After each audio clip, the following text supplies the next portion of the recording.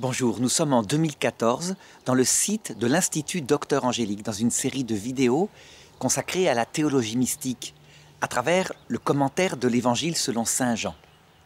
Et je voudrais aborder maintenant le second signe que Saint Jean rapporte et que fit Jésus pour prouver sa mission venant du Père. Le texte se trouve dans Saint Jean au chapitre 4 à partir du verset 43. Alors d'abord, pour resituer un petit peu avec quelques notions d'exégèse.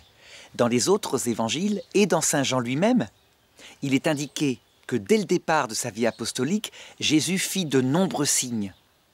De nombreux signes, ça veut dire quelque chose de fantastique, une œuvre qui frappait les gens, mais qui avait une signification.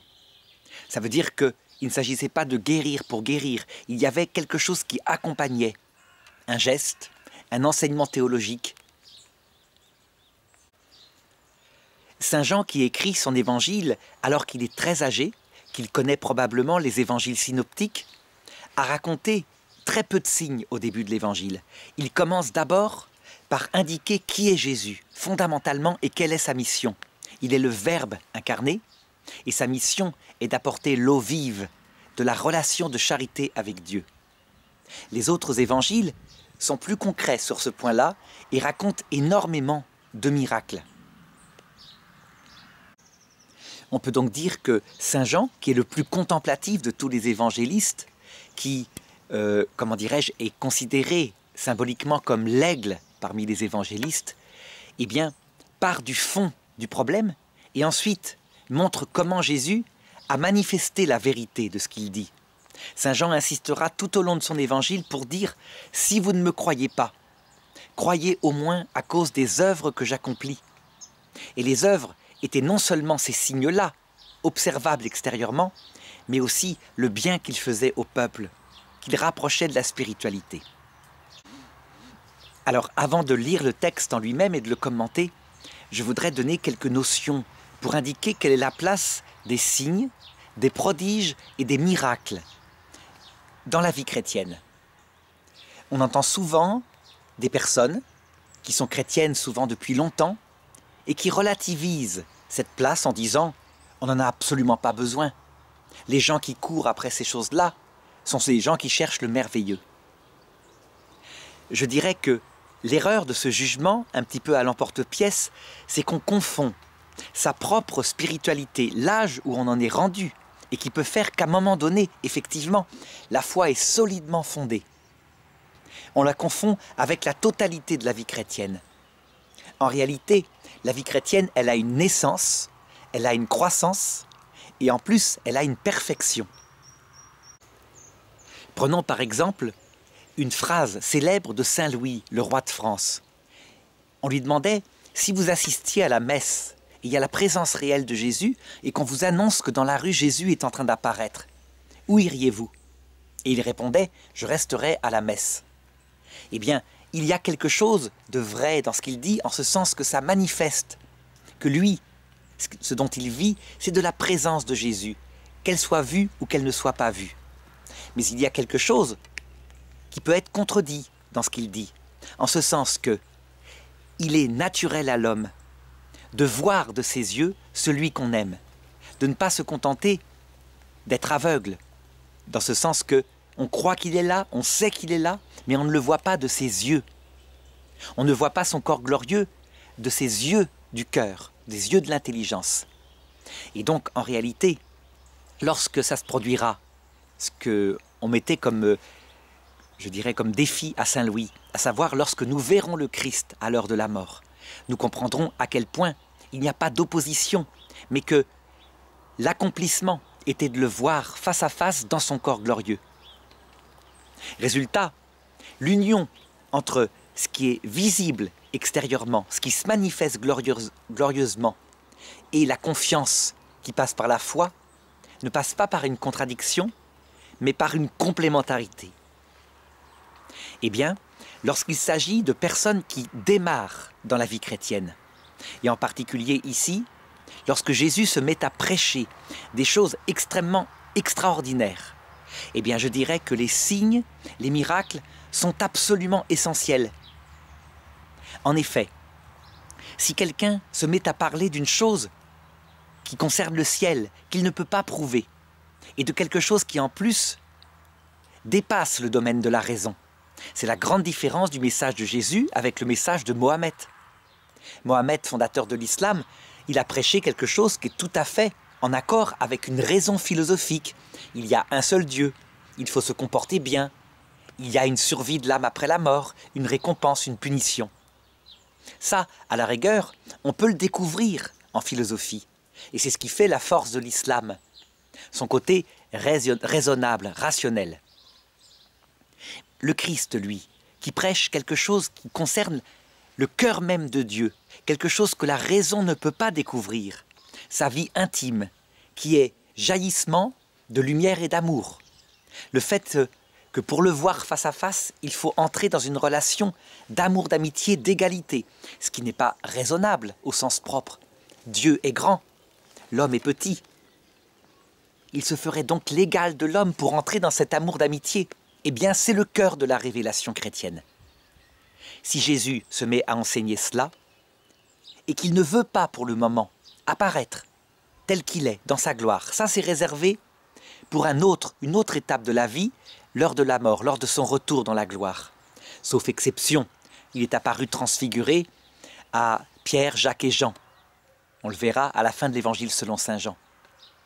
Eh bien, si Jésus veut pour le moment que l'homme reste dans la foi et donc n'apparaître que dans son corps charnel, le même que nous, même s'il est revêtu de charismes fantastiques. Les charismes que les gens peuvent prendre pour de la séduction, une façon de séduire le peuple. Eh bien, il est absolument nécessaire qu'il prouve ses dires par des signes, des miracles. Qu'il prouve que la puissance de Dieu est sur lui. C'est une condition obligatoire. Là où les chefs des Juifs exagèrent, c'est qu'après avoir vu des dizaines de miracles de Jésus, ils en réclament encore, et ils ne le croient pas, et ils finissent par dire qu'il fait des miracles avec la puissance de Satan. Parfois, ça relève presque du blasphème contre l'Esprit Saint, parce que de bons théologiens, comme les théologiens juifs, savent distinguer les prodiges qui suivent les lois de la nature, que les démons peuvent produire, du style faire qu'une personne vole dans les airs, et les miracles au sens fort, qui impliquent la toute-puissance de Dieu. Comme par exemple, ressusciter un mort. Quelqu'un qui est mort, évidemment, depuis longtemps, qui est vraiment mort. S'il s'agit de réanimer quelqu'un qui vient de mourir, à la rigueur, ce n'est pas un miracle, c'est un prodige.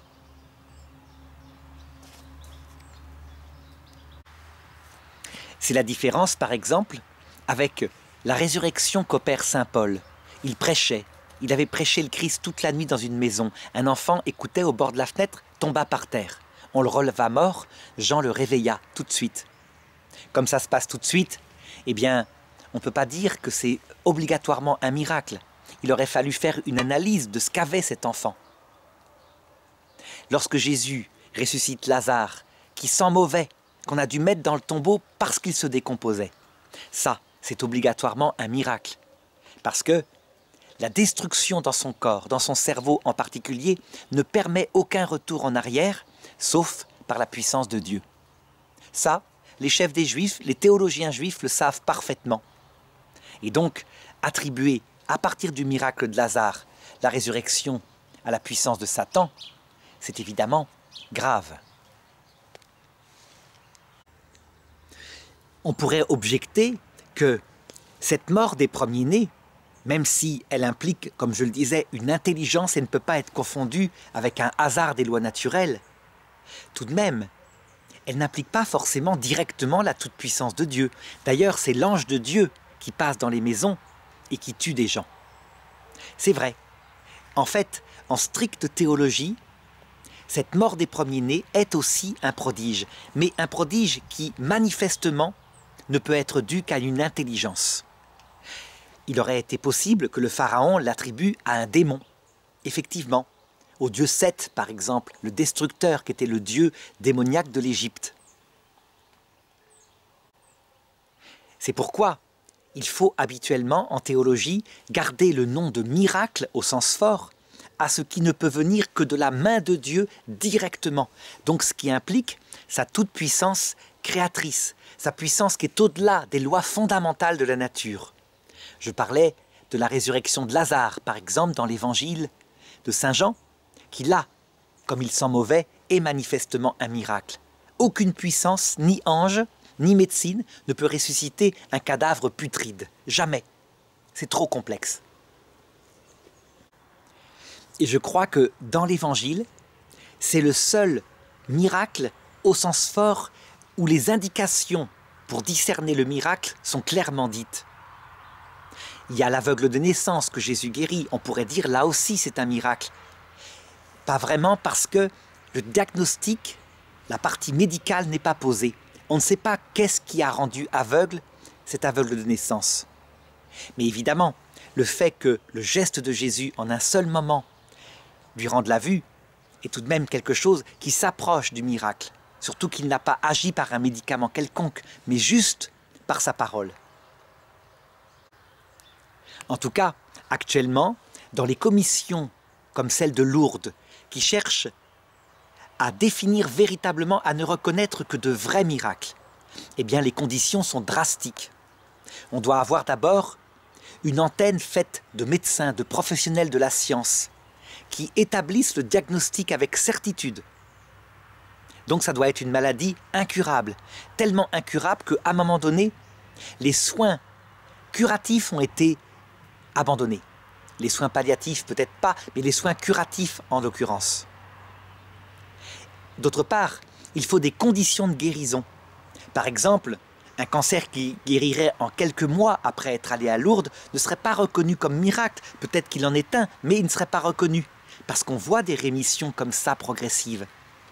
Mais si c'est instantané, s'il s'ajoute le fait que par exemple un organe s'est remis en place, eh bien là la commission théologique, dans un deuxième temps, fondée sur des critères d'ordre de discernement des causes, qu'est-ce que peut la puissance des anges, qu'est-ce que peut la nature, qu'est-ce que seul Dieu peut faire, eh bien là, elle reconnaîtra le miracle.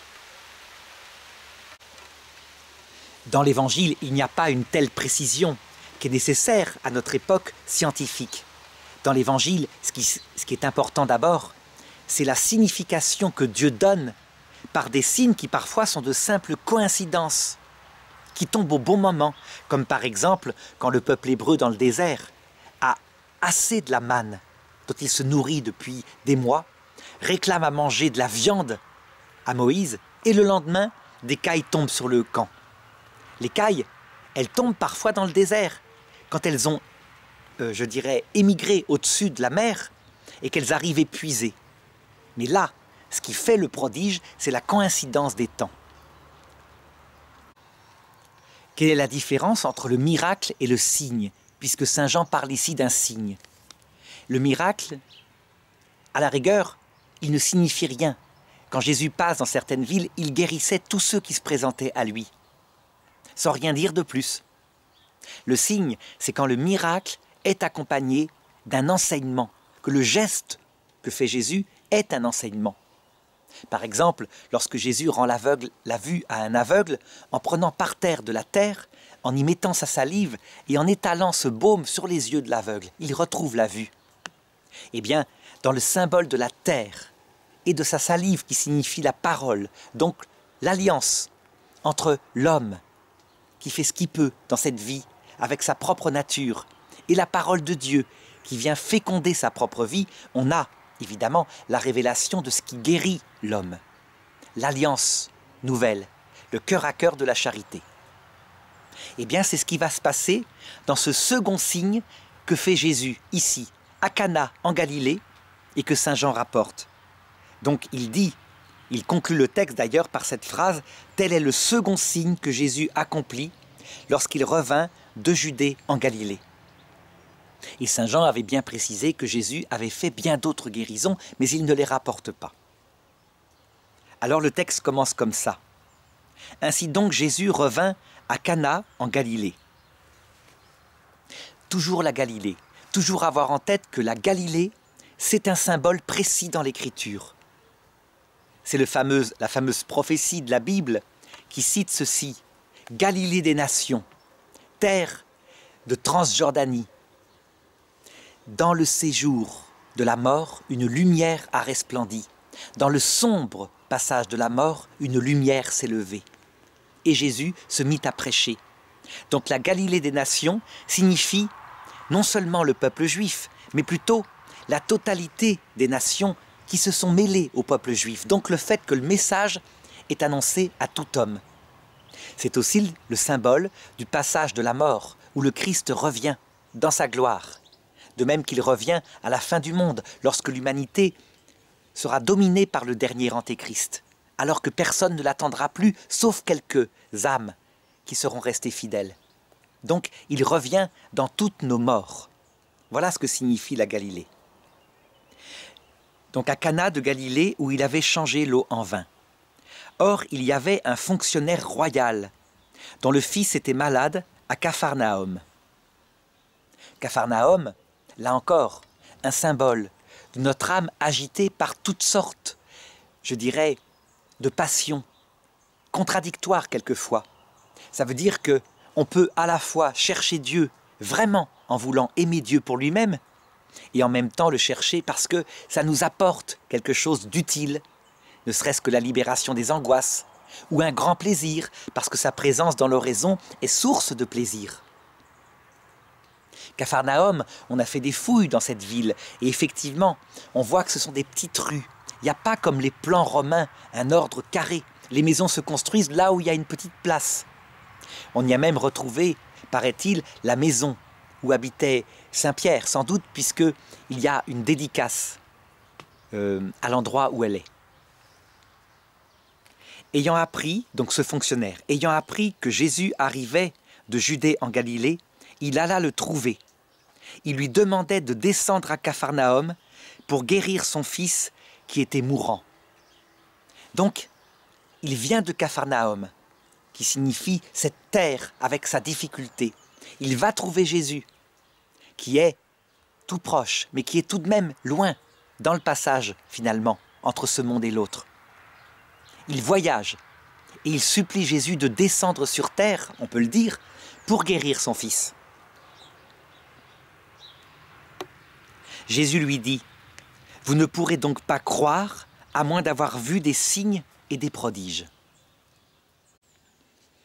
Alors cette parole-là, elle semble contradictoire avec l'introduction que j'ai faite à cette vidéo. Jésus semble dire que les signes et les prodiges ne servent à rien, qu'ils sont inutiles, qu'ils sont même dangereux. Eh bien, ce n'est pas contradictoire avec ce que j'ai dit. Les signes et les prodiges sont nécessaires parce que sinon Jésus ne peut pas prouver qu'il vient de Dieu. Le problème, c'est la perpétuation de demandes, de plus en plus de demandes, de signes et de prodiges nouveaux chez ces hommes et chez nous-mêmes, à cause d'un goût pour le merveilleux. Donc le but à ce moment-là n'est pas de chercher à savoir si ce prophète vient de Jésus, vient de Dieu. Le but est autre chose, c'est de voir des merveilles, de s'enthousiasmer, un peu comme dans une foire finalement. C'est le problème de l'ambivalence des miracles. Quand Jésus fait des miracles, donc qui servent à prouver la vérité de sa mission, eh bien très souvent le peuple, au lieu de se tourner vers la vie spirituelle, il décide de le faire roi. Et Jésus doit s'enfuir. Parce que là, en l'occurrence, le peuple se dit « fantastique, ça sera utile. Il guérira nos malades, il multipliera les pains, etc. » Voilà l'ambivalence du cœur de l'homme. Et donc, ce fonctionnaire royal qui vient, qui lui a une raison profonde, son fils est mourant, eh bien, il est dans la suite de tous ceux qui ont demandé des miracles sans chercher autre chose. Et donc Jésus lui envoie cette remarque qui est déplaisante. Et alors le fonctionnaire royal, il insiste, il prie davantage. Et il dit à Jésus, « Seigneur, descends avant que mon enfant ne meure. » La réaction de Jésus qui va suivre est toujours révélatrice de l'état d'esprit de celui qui demande. On peut deviner, parce que Jésus sait ce qu'il y a dans l'âme humaine, il lit dans les âmes humaines. C'est la science infuse donnée par Dieu. Que la première demande du fonctionnaire, qui est affolé parce que son fils est malade, qui a voyagé longtemps pour venir. Et donc il ne sait même pas ce que son fils est devenu, s'il n'est pas par hasard déjà mort. Eh bien, c'est l'efficacité. Il dit à Jésus de descendre, et c'est tout. Il vise le but. Jésus le reprend un petit peu sévèrement, et là, tout d'un coup, il se fait suppliant.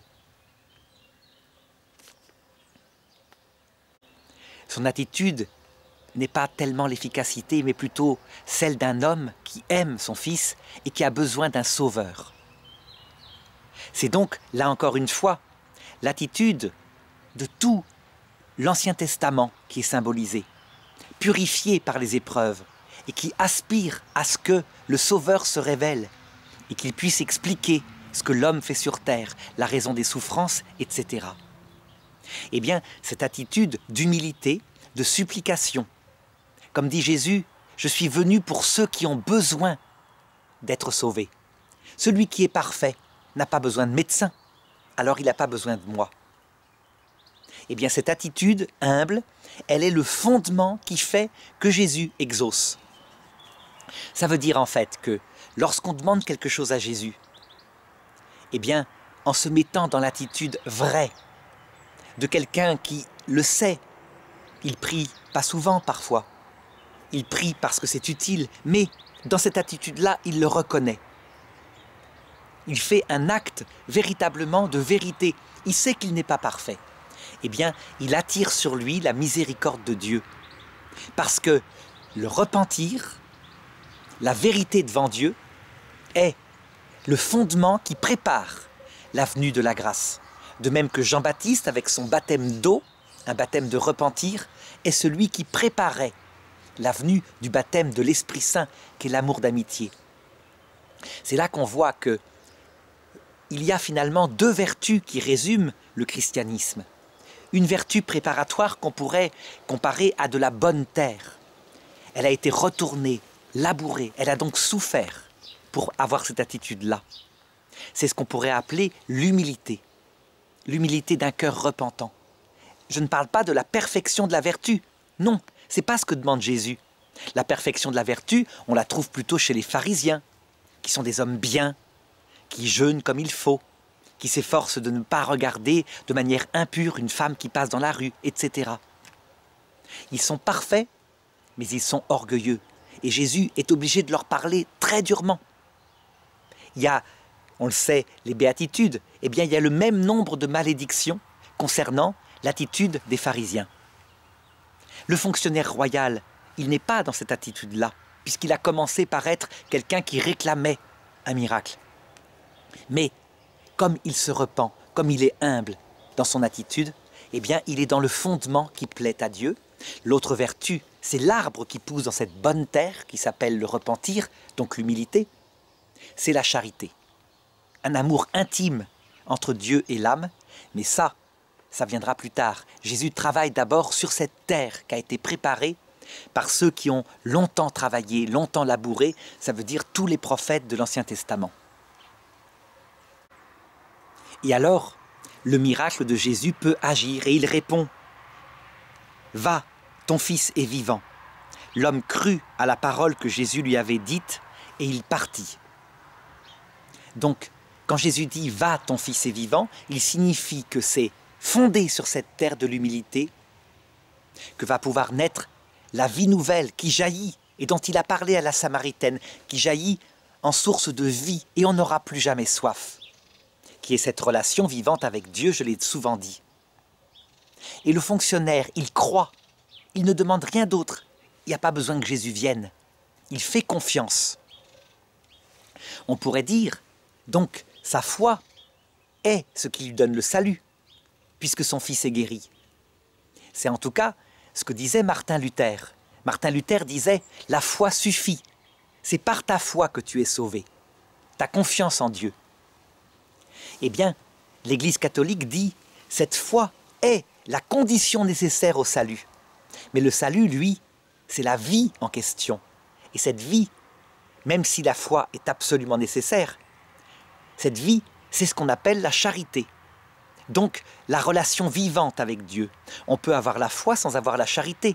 Les musulmans ont la foi, véritablement, une confiance, quand ils sont très religieux, une confiance totale en Dieu qui est même extrêmement méritoire parce que quand il leur arrive les mêmes malheurs que pour les chrétiens, leur religion leur dit simplement de faire confiance, que c'est un test que Dieu leur met et que les explications, ils les auront dans l'autre monde, ne serait-ce que par la récompense éternelle.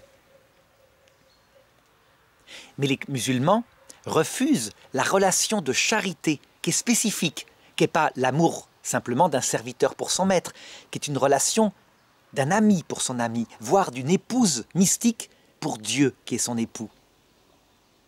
Pour eux, c'est quelque chose d'impossible, parce que l'amitié implique d'être à égalité. Or, Dieu est grand. Eh bien, ils ont la foi. Or, tout le monde sait qu'ils ne sont pas dans le salut. Le salut, c'est cette vie nouvelle qui passe par cette fréquentation intime, vivante de Dieu. Donc le fonctionnaire royal, il a la foi, il a l'humilité, il a donc toutes les préparations. Et lorsque l'Esprit Saint sera donné, donc 3 ans plus tard, lors de la Pentecôte, lui, il sait ce que Jésus a fait pour lui. Et certainement qu'il ira voir vers les apôtres, qu'il recevra le baptême de Jésus et l'Esprit Saint, et qu'il entrera dans cette relation intime. Là, vraiment, il deviendra quelqu'un qui est sauvé, quelqu'un qui vit de la charité. Alors le texte continue. Pendant que le fonctionnaire descendait vers Capharnaüm, ses serviteurs arrivèrent à sa rencontre et lui dirent que son enfant était vivant. Donc, toujours chez Saint Jean, cette continuité. Son enfant est vivant. Ils ne disent pas « il est guéri », il est vivant. Ça fait donc référence au texte précédent, l'eau vive, qui jaillit en vie éternelle, symbolisé par le fait qu'il est vivant de cette vie biologique. La maladie qui le frappait a disparu. Saint Jean, lorsqu'il dit « ce fut le second signe que Jésus donna à Cana en Galilée », eh bien c'est bien pour indiquer qu'il ne faut pas regarder seulement le prodige ou le miracle, on ne sait pas lequel des deux c'est, puisqu'on n'a aucune information sur la maladie de l'enfant. Si cet enfant était atteint, par exemple, d'un cancer en stade terminal, avancé gravement, avec des métastases, ce que la médecine découvre aujourd'hui, et que d'un coup il guérit, à l'heure où Jésus a dit au fonctionnaire « ton fils est guéri », eh bien, c'est un miracle, mais c'est invérifiable, ça s'est passé il y a 2000 ans. Par contre, si l'enfant était atteint d'une fièvre particulière, mais qui, habituellement, au bout d'un certain temps, tombe, et qu'elle est juste tombée simplement au moment où Jésus a parlé, alors c'est un prodige accompagné d'un signe. Un petit peu, d'ailleurs, on le voit dans l'Ancien Testament. Lorsque le peuple hébreu, qui veut sortir d'Égypte, voit le peuple égyptien frappé de fléaux qui se produisent habituellement, du style l'eau du Nil qui devient rouge comme du sang. C'est connu, c'est une bactérie particulière. Eh bien, le pharaon a raison de dire c'est une chose qui se produit parfois naturellement, par les esprits de la nature. C'est un prodige, c'est pas forcément ton Dieu. Et donc il refuse que le peuple parle. Donc même le pharaon a ce bon sens théologique et il distingue le prodige. Et, d'autre part, la chose qui vient de Dieu directement. Par contre, lorsque vient le dernier des signes, que l'aîné, uniquement l'aîné de chaque famille, l'aîné de l'animal, meurt en cette nuit terrible, la nuit de la Pâque, eh bien le pharaon sait, là, en l'occurrence, qu'une force surnaturelle, intelligente, qui a choisi, et pas simplement une coïncidence, a agi. C'est le doigt de Dieu. Il faut la toute-puissance. Et donc il laisse partir le peuple d'Israël. Il n'est absolument pas possible d'attribuer la mort des premiers-nés au hasard. Une maladie, par exemple une peste, aurait frappé n'importe qui, l'aîné, le cadet, la femme, l'homme. Là, pas du tout, uniquement les fils aînés. Donc, pour ce qui est du fonctionnaire royal, on ne sait pas, comme on le sait pour Lazare, qui sentait déjà mauvais, s'il y a miracle ou prodige. Par contre, ce qui est certain, c'est qu'il y a signification. C'est donc un signe très fort. Et c'est ce qu'on est en train d'analyser. Alors le texte continue. Le fonctionnaire voulut savoir à quelle heure son enfant s'était trouvé mieux. Ils lui dirent « C'est hier, en début de l'après-midi, que la fièvre l'a quitté. » Le père se rendit compte que c'était justement l'heure où Jésus lui avait dit « Ton fils est vivant ». Alors il crut, et avec tous les gens de sa maison. L'attitude première, je l'ai dit, de ce fonctionnaire, c'est donc de reconnaître que ce signe-là et la guérison de son enfant, manifestement ne peut venir que de Jésus. Il y a une coïncidence de date, c'est très clair. Jésus parle et aussitôt son enfant est guéri. Et donc, il répond par tout ce dont son cœur, à lui, comme juif, est capable. Il croit, il fait confiance, il sait que cet homme-là ne peut venir que de Dieu. Donc, qu'il faut l'écouter. Mais, pour le moment, comme je le disais, ça ne va pas plus loin. Il n'entre pas encore personnellement dans la relation intime avec Dieu pour une raison très simple. Jésus est présent à un endroit, physiquement.